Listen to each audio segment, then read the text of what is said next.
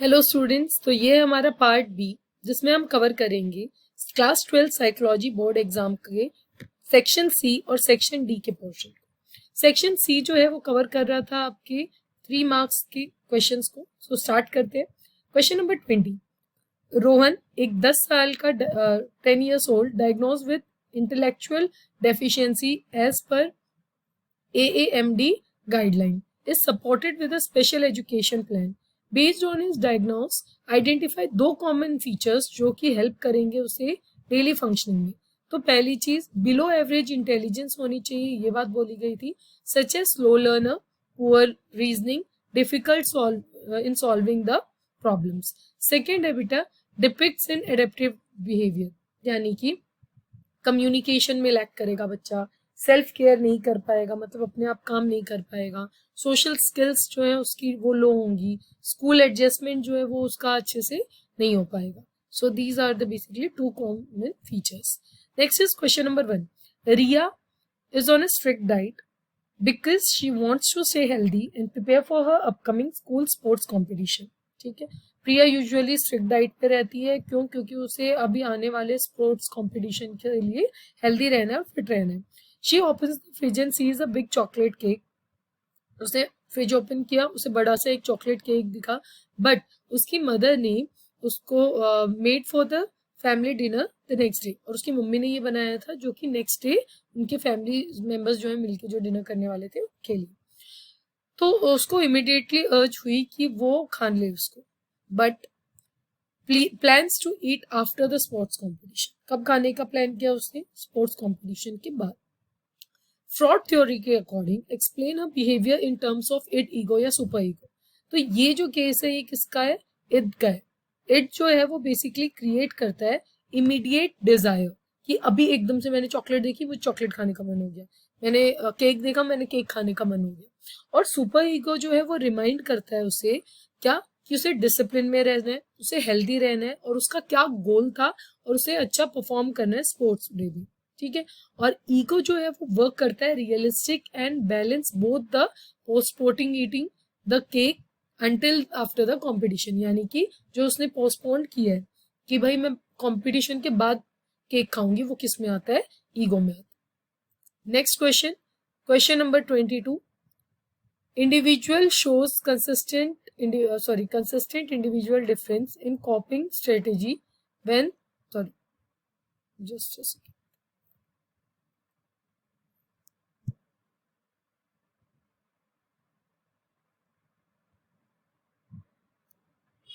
Okay. Individuals show consistent individual difference in the coping strategy they use to handle stressful situation. Identify 3 coping strategies given by Endler and Parker.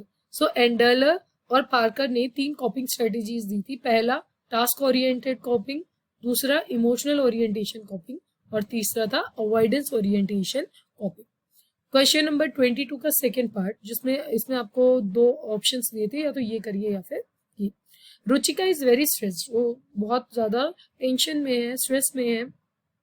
क्यों? क्योंकि she must prepare for her music competition, क्योंकि उसे preparation करनी है music competition को लेके, जो कि उसके मेडिकल एंट्रेंस एग्जामिनेशन में हेल्प करेगा। ठीक है, सॉरी, उसे म्यूजिकल कंपटीशन की भी तैयारी करनी है और उसे मेडिकल एंट्रेंस एग्जाम की भी प्रिपरेशन करनी है। तो आप बताओ 4 ऐसी टेक्निक्स जिससे कि वो अपने स्ट्रेस को मैनेज कर सके। पहला है बेटा कि वो रियलिस्टिक टाइम टेबल बनाए, जिसमें प्रायोरिटाइज करे वो अपने टास्क को, कि उसके लिए क्या जरूरी है, कितना जरूरी है, किसे पहले प्रेफरेंस देनी चाहिए और कितना टाइम देना चाहिए। दूसरा, उसे रिलैक्स करना चाहिए, प्रैक्टिसिंग बेसिकली रिलैक्सेशन मेथड, जैसे प्राणायाम करो, योगा करो, मेडिटेशन करो, एक्सरसाइज करो, एक छोटी सी वॉक पे चले जाओ। ठीक है। तीसरा, उसे प्रॉपर स्लीप, प्रॉपर डाइट लेनी चाहिए, हेल्दी डाइट लेनी चाहिए। इसके अलावा उसे थोड़ी बहुत एक्सरसाइज भी करनी चाहिए। और फोर्थ है कि इमोशनल सपोर्ट जो है वो पेरेंट्स के साथ बात करे, उनके साथ टाइम स्पेंड करे, टीचर्स के साथ बात करे, फ्रेंड्स के साथ बात करे, और नेगेटिव बातों को इग्नोर करे। ठीक है, यहाँ पे भी मैंने आपको बताया था कि स्ट्रेस से ऊपर पक्का एक क्वेश्चन आएगा, एंड देखिए यहाँ पे इनडायरेक्टली आपसे स्ट्रेस को लेके, हैंडलिंग ऑफ स्ट्रेस को लेके क्वेश्चन पूछा गया। Next 23 question, Reena constantly think I must succeed at everything and I am a failure.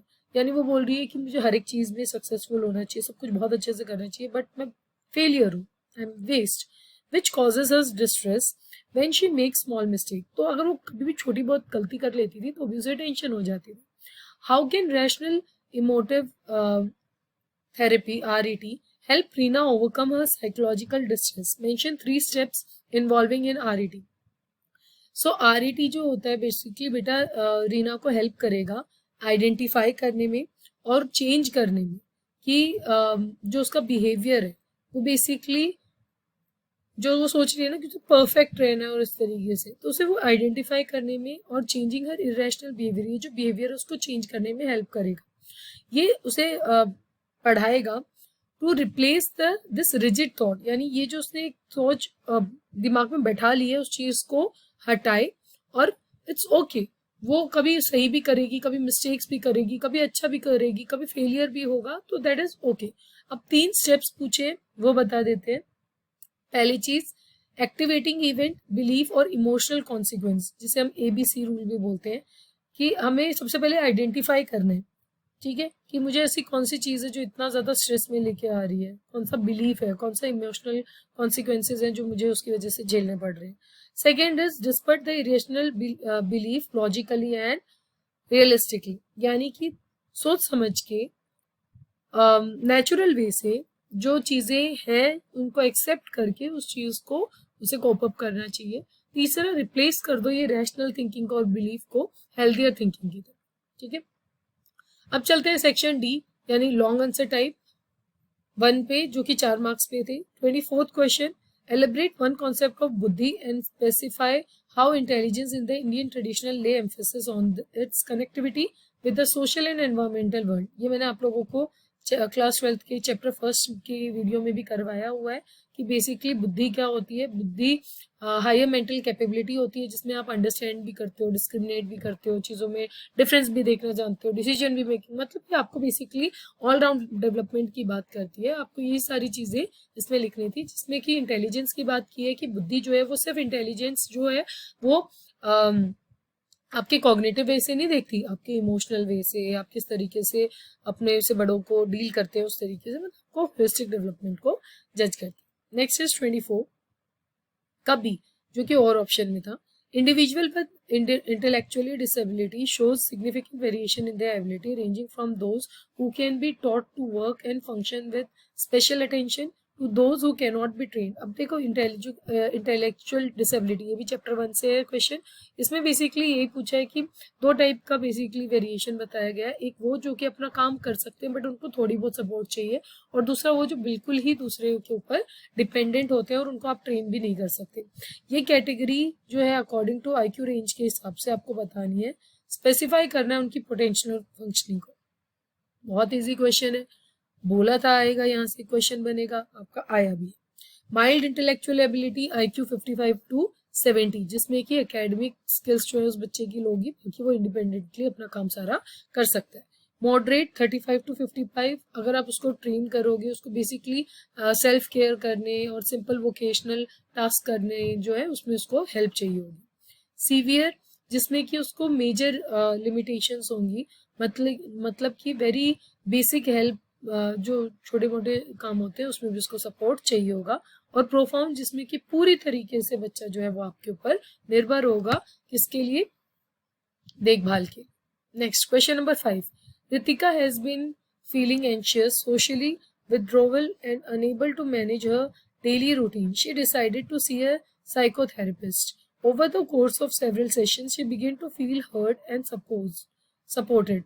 Based on this case, elaborate करना है आपको फैक्टर्स जो कंट्रीब्यूट कर रहे थे रितिका के साइकोलॉजिकल हीलिंग थ्रू साइकोथेरेपी. अब देखो यहाँ पे आपको क्या बोले कि वो हर्ड फील कर रही थी और सपोर्टेड फील कर रही थी, यानी कि हम इससे ये बात कर सकते हैं ये कॉमन थेरापेटिक फैक्टर्स थे, जैसे कि strong therapeutic alliance help her feel safe, accepted feel कर रहा है उसको, वो आसानी से अपनी इमोशनल बातें बोल सकती थी. तीसरा जो थेरेपिस्ट एम्पैथी थी, यानी कि वो जो थेरेपिस्ट था उसने उसकी साथ बात की इस तरीके से कि वो उस चीज़ को प्रॉपर तरीके से फील कर सकता है, वो भी जी रहा है जिस चीज़ को वो उस बिहेवियर को जी रही है। और उसके बाद फिर फोर्थ चीज़ थी कि उसने हेल्प की कि उसकी जो अंदर से हेल्दी थॉट्स अनहेल्दी थॉट्स को रिमूव किया, हेल्दी थॉट्स को लेके आया, ताकि वो जो है वो अपनी स्ट्रेस के साथ अच्छे से डील कर सके। Next is prejudice can be difficult to change due to its deep rotation source. Imagine you are working on a community outreach program aimed to reduce prejudice. How would you explain the main cause that leads to the development of prejudice? इसमें basically 5 चीजें बोली जाएंगी। Learning and socialisation, जिसमें children's learn biased attitude, जैसे parents, peers, media और इसके लिए ये सारे रिस्पॉन्सिबल होते हैं। स्टीरियोटाइपिंग और कॉग्निटिव बायस, जिसमें कि ओवर जनरलाइज किया जाता है किसी भी ग्रुप को या इग्नोर कर दिया जाता है किसी भी इंडिविजुअल डिफरेंसेस को उस ग्रुप में। Third is ignore bias and social identity, people favour करते हैं अपने खुद के ग्रुप्स को रेदर देन सेल्फ, ठीक है, और रेदर देन किसी और के ग्रुप को। Fourth is competition, frustration and scapegoating, when resources are limited or people feel frustrated they may blame another group, यानी कि अगर वो खुद इरिटेट होते तो दूसरों को ब्लेम करना स्टार्ट कर देते। और फिफ्थ था authorization personality and rigid thinking, जिसमें कि आप स्ट्रेंथन करते हो प्रीजस्टिस को। नेक्स्ट क्वेश्चन पे चलते हैं, that is question number 27। During an internal school science exhibition Riya productively drop while working in a team, एकदम से छोड़ दिया। Arjun performed better during the final process presentation than in rehearsals. Arjun ने बहुत अच्छा परफॉर्म किया as compared to rehearsals. Group members become more extreme after discussion and teammates contribute less efforts in tug of war based on the situation. Identify and explore ये चारों concepts को। तो पहला जो रिया का कॉन्सेप्ट है वो है बेटा सोशल इनिबिशन का, जिसमें कि रिया perform worse in the presence of other, यानी कि वो दूसरों के साथ अच्छे से नहीं परफॉर्म कर पाती।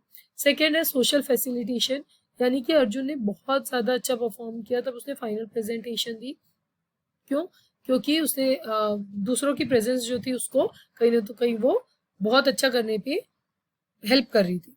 थर्ड इज ग्रुप पोलराइजेशन, जिसमें कि डिस्कशन के बाद पहले माइट भी आपके माइल्ड ओपिनियंस जो है वो डिस्कस करेंगे, बट बाद में आप एक दूसरे को समझने लग जाते हो। और फोर्थ है social loafing, that means teammates put in less effort in the group task then they would have individually, यानी ग्रुप टास्क में उन्होंने कम एफर्ट्स डाले एज कम्पेयर टू जो वो इंडिविजुअली डालते हैं। Next is long answer type 2, जिसमें फर्स्ट क्वेश्चन 28 में दिया हुआ है। Direct technique of personality assessments comes with their own drawbacks specially related to social desirability. In such a condition, suggest other methods of personality assessment which can tap the unconsciousness of the individual. Mention any 4 such effective techniques. तो पहली technique अगर मैं बात करूँ तो वो क्या है आपका रोशे इनप्लॉट टेस्ट, जिसमें कि पर्सन इनप्लॉट करता है, सर्कल्स करता है, उसकी पर्सनैलिटी बताता है। Second is thematic aptitude appreciation test, जिसमें एक पर्सन जो होता है वो स्टोरी बताता है पिक्चर्स को देख के, ठीक है।